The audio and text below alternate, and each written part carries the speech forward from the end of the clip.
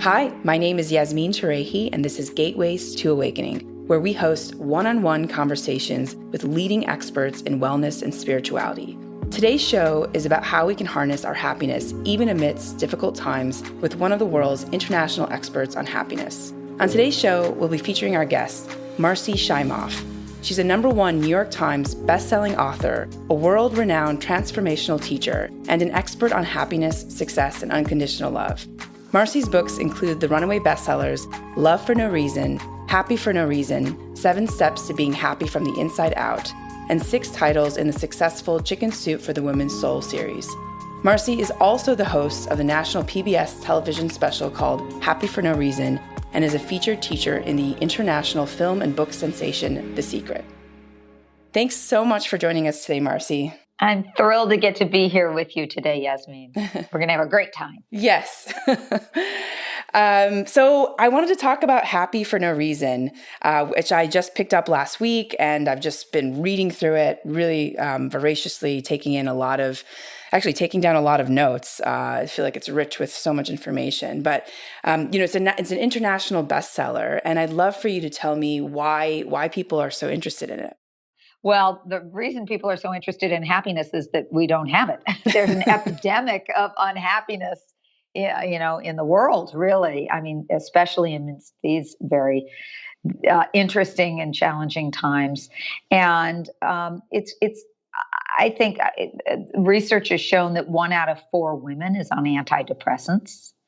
And even though we have more than we've had throughout history, people are unhappier than they've ever been. And so that's the bad news. But there really is good news. And the good news is that science has actually cracked the happiness code. And we know what it takes for people to be happier, which to me should be headline news, along with all the bad news. Let's have some headline news that scientifically we know how to be happier. So I'm excited that I'm going to get to share that with everybody today and give you some practical things so that you can start using them in your life right away. Yes, yeah, absolutely. And Happy for No Reason, the phrase, the title of the book. Mm-hmm. I mean, how can we be happy all the time? What does that mean? So happy for no reason does not mean that we're walking around 24/7 with a silly grin on our face, or that we're in some state of Pollyanna, state of denial. It's not about being la, la, la, isn't the world perfect? It's not that. Happy for no reason is an inner state of peace and well-being that doesn't depend on our circumstances. Now, that means that we're going to have circumstances that, we're going to feel sad. Somebody dies, you're going to feel grief. We can feel frustrated. We can feel angry. We can feel all of those things. But with those, there's an inner backdrop of peace and well-being that we carry with us. So we're not looking to the outside world to extract our happiness, but we're actually bringing our happiness with us to whatever is showing up. So, Marci, 2020 is this just unprecedented year, and many people are wondering, how they can be happy when they're faced with such economic challenges, health challenges, and more. What can you tell them?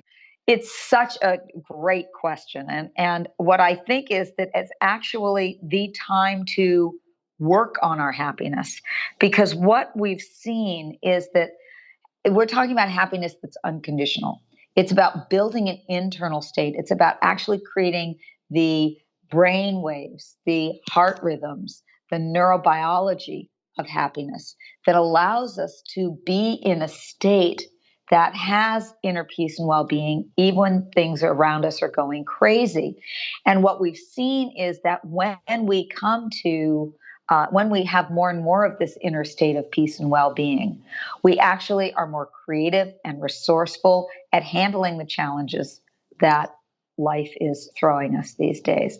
So it's really a tool to being able to be more resilient and deal with these times. So, Marci, why did you write this book, Happy for No Reason? Can you tell us a little bit about, how were you born happy, or did you have to work at it? And I'd love to also, right after that, piggyback into some of the tips and tools that you could share with our audience on how to cultivate this inner happiness? Yes, I love giving you the tips and tools. So let me just first, though, just share with you, because people are always going, well, weren't you always happy? And the reason I wrote Happy for No Reason is that I was born depressed. I came out of the womb with what I call existential angst. I think I carried some ancestral kind of, trauma, which is showing in our cells that we carry trauma. And I had a great family. I had everything was great, but I was depressed. And I did what a lot of people do. And this carried with me throughout my childhood and growing up years. And in my 20s, I decided that I was going to set some goals for myself. And once I achieved those goals, I figured that's all I need, then I'll be happy. It's the I'll be happy when syndrome, which most people have. I'll be happy when I get this or that. Well, I had 5 I'll be happy when items, and I'm just going to share them with you because I think people will relate. I wanted to have a great, successful career helping people, fabulous friends, a wonderful husband or life partner, a comfortable home, and the equivalent of Halle Berry's body. Now, I got 4 out of those 5. I don't have Halle Berry's body, but I have a healthy body, for which I'm grateful. And I worked really, really, really hard to get all those things to happen so I could be happy. And I had a turning point moment. It was in 1998.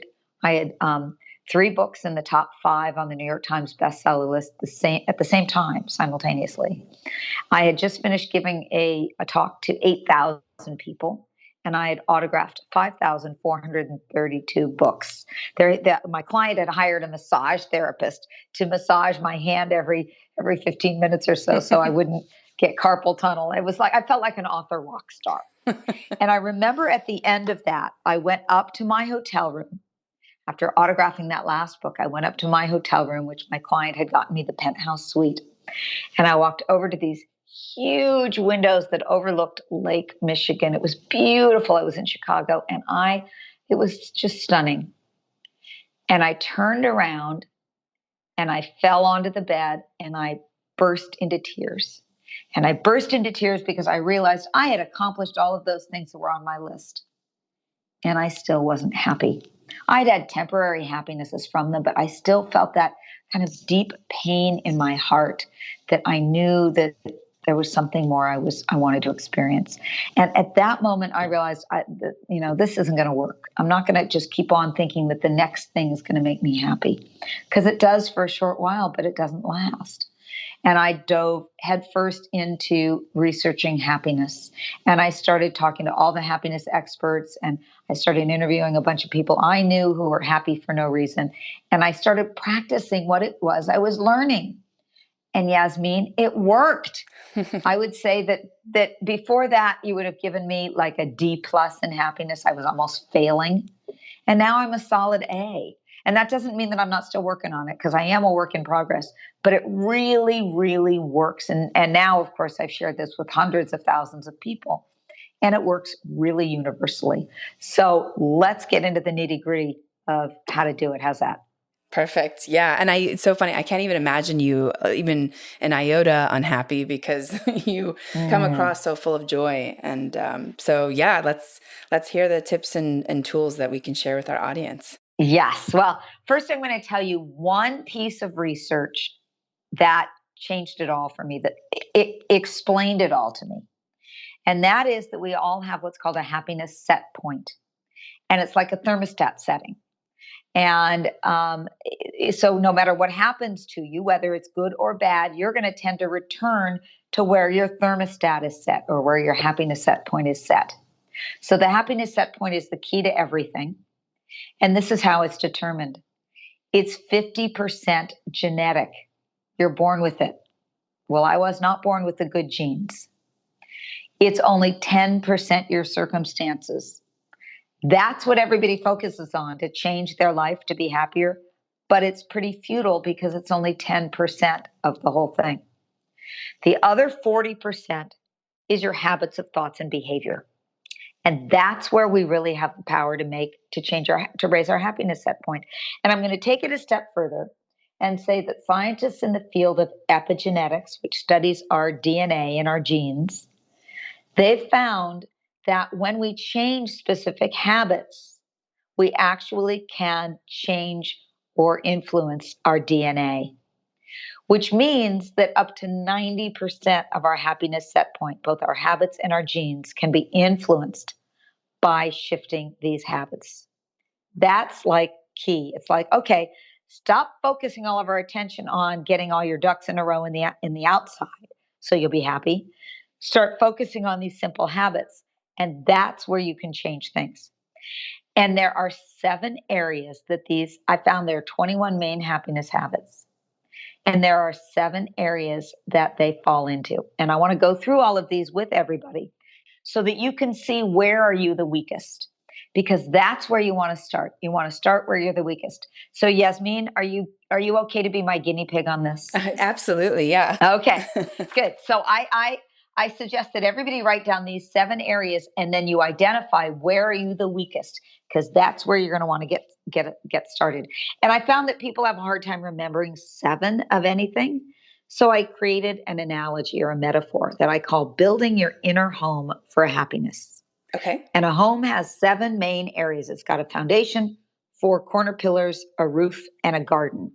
And here's how this relates to our 7 areas of happiness. The foundation is taking responsibility for your life and your happiness. It's showing up not as a victim in life, but as a victor in life. And victims are people who show up blaming, shaming, which means blaming yourself, or complaining. So if you find yourself regularly blaming, shaming, and complaining, then perhaps the place for you to start is to take more responsibility for your power to create in your life. So that's the foundation. Then there's the 4 corner pillars, and the pillars are the mind, the heart, the body, and the soul. The mind has to do with our thoughts. Do you have thoughts that support your happiness? The heart has to do with living with an open heart. Do you have forgiveness, gratitude, loving kindness, generosity? The body, do you have the biochemistry of happiness? Do you have enough serotonin and endorphins and dopamine and the right balance of all of that? That, by the way, was where I was the weakest. And when I got that, started to fix that one, and the mind was the other place I was the weakest, my thoughts. When I started to fix those 2, that's when I started to really see results. And then there's the soul. The soul has to do with how connected you feel to the greater energy in the universe. Do you feel usually it's through spiritual practice that you feel that kind of connectedness. Then there's the roof of your inner home for happiness, and that has to do with living an inspired life. Are you doing what you're here on the planet to be doing? I believe we're all here for a reason, and it's, in some language, in Sanskrit, it's called dharma. Are you living your life purpose or dharma? And then finally, there's the garden, and the garden has to do with who you surround yourself with. Are you surrounded by a lot of negative people that drag you down, or are you surrounded by people who lift you up, who are your happiness support team? So those are the 7 areas, and I want everyone to look at those and identify. Most of us are strong in a couple of them, and we're weak in a couple of them, and then the others are just kind of the middle of the road. I want you to identify, where are you the weakest? And so, Yasmin, what would you say to that? Yeah, wow. I think if you asked me 5 years ago, I would have said I'm weak in a lot of these areas. But I think, there's probably aspects of each of these that I could improve on. I think the complaining, I try not to do a lot of complaining, but definitely that's still a part of my life. The mind, I live in San Francisco. It's a city that is a tale of 2 cities. And so I think sometimes I don't have full control over every single thought. So that I need to work on. I think also just up until probably a couple of years ago, the soul was probably lagging, this connection to the greater universe. But now I meditate every day, so that's been very helpful. And I think, from a body perspective, like you said, the biochemistry, I think that's hard to get right now because of all the environmental, things going on. And so I think it takes a lot of, practice to constantly make sure that your body's, you're eating the right foods, you're sleeping well, all those things. Yeah. So I'd say there's, and then of course the roof. Oh, go ahead. Go ahead, Marci. Yeah, go ahead. I was like, I was like, wow, I can actually take myself apart with all these. But the roof, living an inspired life. I think for the most part, I do live an inspired life, but I do think, that I could probably be in more alignment. So I think, I think that there's probably aspects for me to work on for all of these. But this is great. It feels like this is a great framework. Yeah. So here's the thing. One thing that I've found where people get a little bit stuck, where things don't work for them, is that they try to take on too much. So what I suggest that people do is you take on one new thing for a couple of weeks, one new habit, one new practice, until you try it on. You see if it works for you. And until it becomes just sort of natural. And then you take on another one. If you try to do too much at once, you won't make progress. So what I want to do is I want to give you 3 different tools that you can use. One for the mind, because that's where people, I find, get super hung up. One for the body. And how about one for the heart? Okay, love that. These days we can all be a little more open-hearted, and that's useful. So let's do all 3 of those. Okay? Good. So let's start with the mind. The average person has 60,000 thoughts a day. We are busy in our minds. And for the average person, 80% of those are negative. It is called in science the negativity bias. So if you have a lot of negative thoughts, stop beating yourself up for it. It's actually a natural thing, this negativity bias. We inherited it from our caveman ancestors who needed to remember the negative in order to survive. We don't need that tendency anymore. In fact, it's better if we have the other tendency, the positivity bias. But we have to train ourselves to get there. And a friend of mine, Rick Hansen, who wrote a great book called Hardwiring Happiness, he calls it the Velcro Teflon syndrome. He says our minds are like Velcro for the negative. They just stick to us, but Teflon for the positive. They just slide off of us. Happy people have reversed that tendency. I'll give you a simple example. If you get 10 compliments in a day and 1 criticism, what do you remember at the end of the day? Criticism. Most people remember the criticism. Happy people remember the positives, all the good stuff. So that's where we want to get to. But this involves changing our brain waves, changing our neural pathways. And here is a fast and easy way to change your neural pathways. It's a 3-step process, scientifically proven. Step number 1, be on the lookout for the good. You've got to pretend that you are a detective and you're looking for what's good out there. Because I promise you, there is as much good as there is bad, but we are trained to notice the bad. So just be on the lookout. I have one of the women I interviewed for Happy for No Reason says she pretends she's the Academy Awards committee. And every day her job is to give out 5 Academy Awards. And so she'll be out for a walk and she'll see a cute little dog and she'll say, oh, that dog gets the cutest dog of the day award. Oh. And so, just be on the lookout for the good. Then the second step is to savor it for at least 20 seconds. Science has shown that it takes 20 seconds for us to focus on that positive enough that it starts to create a neural pathway for the positive. So you want to savor it. That means you see a beautiful sunset. You don't just go, oh, that's pretty. But you actually sit and let it in, feel it in your body, appreciate it, comment on it for at least 20 seconds. It will make a huge difference. And then the third thing is go for a 3-to-1 ratio, meaning 3 positives for every 1 negative. So that means if you find yourself stuck in this little spiral of negativity, you need to turn and replace it with 3 positives. Oh, it's really a beautiful day today.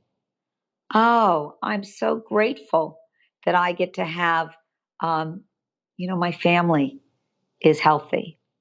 And, I am loving getting to be in this conversation with you right now. So focus on 3 positives when you're replacing a downward spiral of the negatives. That simple process can start creating new neural pathways in the brain right away. Okay, I will definitely try all those 3. Cool. All right, you want to do one for the body? Yeah. Serotonin is one of the main happiness chemicals. And what we find is that people are often very low in serotonin. And when you're low in serotonin, it impacts your melatonin. Your melatonin is your ability to sleep well at night. And when you're low in melatonin, meaning you haven't slept well, you're also low in serotonin, meaning you won't be as happy. So there's this cycle of melatonin and serotonin. And I found a super cool way to build your serotonin. I learned this from a Chinit Sung master named Gilles Marin.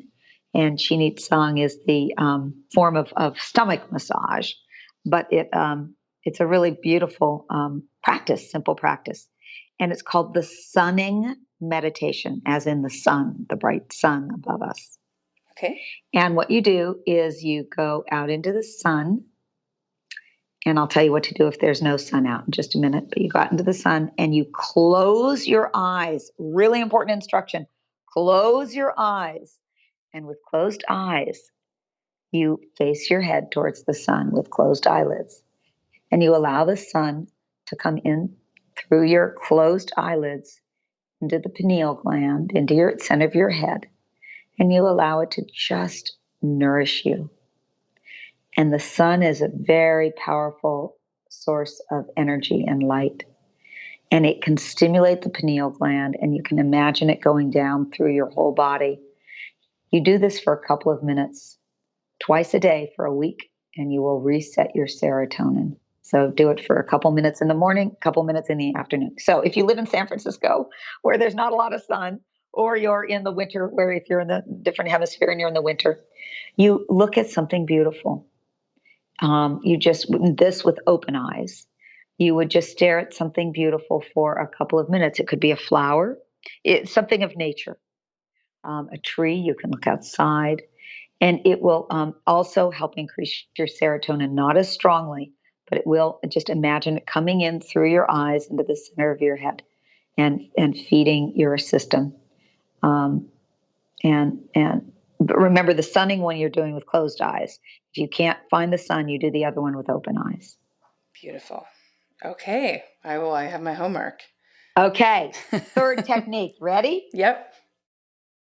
And when at the end of this, I don't want you to do all 3 of these. I want you to pick one of these 3 and practice one of these for a week or 2. And then when you get used to it, practice another one and then another one. This one is called the inner ease technique. And this is a really great heart opener.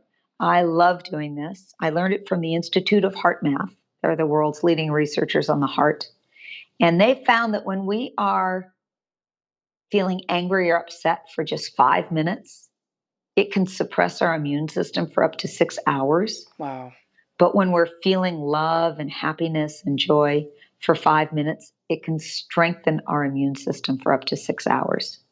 So I got to tell you, these days when we need strong immune systems to prevent us from getting COVID or anything else, this is a very good practice to help strengthen your immune system. And it's super easy. It's not going to take 5 minutes. It's going to just take a minute, okay? Maybe a minute and a half. Okay. So once again, Yasmin, I want you to be my guinea pig. Okay. And I'm going to ask you how you feel different after a minute or so of doing this. And I want everyone to do this with us, because listening to us do it will do you no good. So I'm going to ask you to close your eyes. Okay. And the first step is to put a hand over your heart. And the simple act of putting a hand on your heart starts the flow of a chemical called oxytocin, which is one of the love hormones. It's one of the happiness chemicals. We feel oxytocin when we feel bonded and connected with each other. But just by putting your own hand on your heart, you're starting to stimulate the flow of oxytocin in your body. Now, the second step is to imagine that you're breathing in and out through the center of your heart. So inhale into your heart and exhale out of your heart at your own pace. Just imagine that you're breathing into your heart on the inhale and breathing out of your heart on the exhale. And you may already notice that you're starting to feel more settled and at peace. And the third step is on each inhale, imagine that you're breathing in love, ease, and compassion. And on the exhale, just breathe easily out through your heart. But on every inhale, focus on breathing into your heart and taking in love, ease, and compassion. And you can think of someone that helps you feel that way, or you can remember a time when you felt that way, or you can just silently to yourself say the words love, ease, and compassion, and it'll have that kind of impact. And just one more time, breathing into your heart, love, ease, and compassion. And on your next exhale, you can slowly take your hand away. And when you feel ready, you can slowly open your eyes. And as you open your eyes, I want everyone to get in touch with, how do you feel different now than you did about a minute and a half ago? It could be either physically or emotionally or both. And Yasmin, the guinea pig here, tell me what is your experience? How do you feel different now than you did a few minutes ago? Yeah, so I feel, well, I'm ready to go to bed and sleep. I feel very good night. Yeah, I feel very calm. I feel very expansive. So it feels like my heart has opened. But yeah, once I connected with my heart, I felt calm. But then when I started breathing out of my heart, that was when that visualization technique really brought me into maybe greater alignment. Yeah, it was great. Mm-hmm. Good. Well, there's actually what you're describing, peace, calm, alignment. Some people feel more grounded. Some people feel more love. All of these are indications that you've moved away from what science calls the stress response and into what is called the love response, which has its own whole biochemistry. So you could practice this technique a couple of times a day. You can do it with your eyes open too. Sometimes I do it when I'm standing in line at the grocery store. People don't have to know what you're doing. I do it with my eyes open then. And just notice how you feel different. Because, doing it once is just a nice experience. Where you're really going to get a shift is when you find yourself, when you do it a couple of times a day for a week, that's where the habit starts shifting so that you start to habituate the love response. Wow. Powerful. Yeah. Amazing. I wish we started the conversation with that exercise. Oh, yeah, that's a great idea. You know what? In the future, I will do that. Great idea. Amazing. So Marci, one or two more questions. I just was curious, you've talked to the Happy 100, which is the hundreds of people who are unconditionally happy. Mm-hmm. What sort of things have surprised you in this journey, especially when you saw certain patterns? Yeah. So one of the things that I really took note of that meant a lot to me was that in these happy people that I interviewed, it's not that they all had great, perfect lives. In fact, a lot of them had had a lot of struggles throughout their life, but they all shared a common belief. And the belief was that we live in a benevolent universe. And I thought that was amazing. Einstein once said that the most important question you can ask yourself is this a benevolent or loving universe? And the people that answer yes to that, they're the happiest. That doesn't mean that life always goes your way, but it means that you have a sense, a belief, a feeling that life is on your side.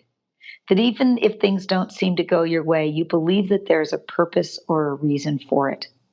And so instead of feeling like a victim in life, they would turn it around and say, if this is a loving universe, what's in this for me? Why is this happening for me rather than against me? And I think that's a really beautiful way to look at life. Beautiful. Wow. And Marci, is there anything that you want to tell our listeners about just maintaining their mental health and wellness as a main takeaway? Like, what's sort of like the last piece of wisdom you'd like to give our audience? Yeah. So I know that we are all concerned about the world right now and what we can do to help change the world. And I absolutely believe in doing everything we can to change the world. But I also believe that the most powerful way we can change this world is through each of us changing within ourselves, becoming happier. People always say to me, is it selfish to want to be happy? And I think it's the least selfish thing that we can do, because when we become happier, we actually change the people around us. It's been shown scientifically that we emit chemicals into the atmosphere that people pick up on, that they are influenced by our state of well-being.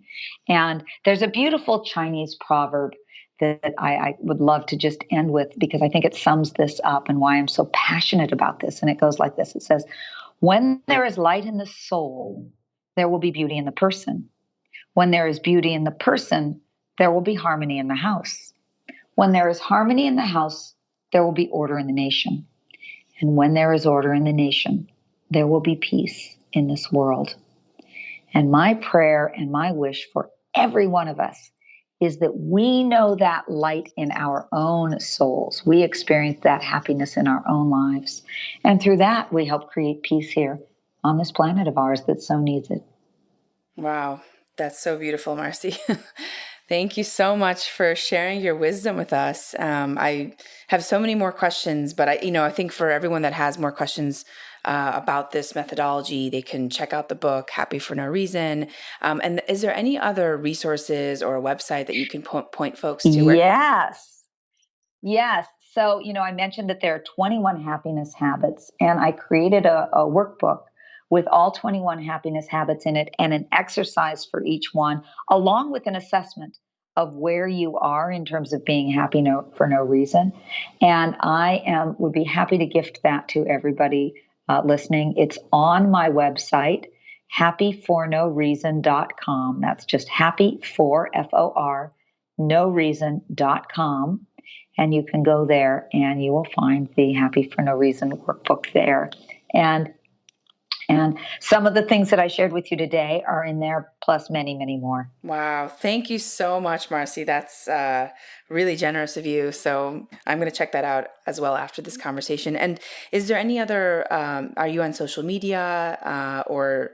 Yes. I also I teach a wonderful program called Your Year of Miracles. And you can go to youryearofmiracles.com. And it's about how to live a miraculous life.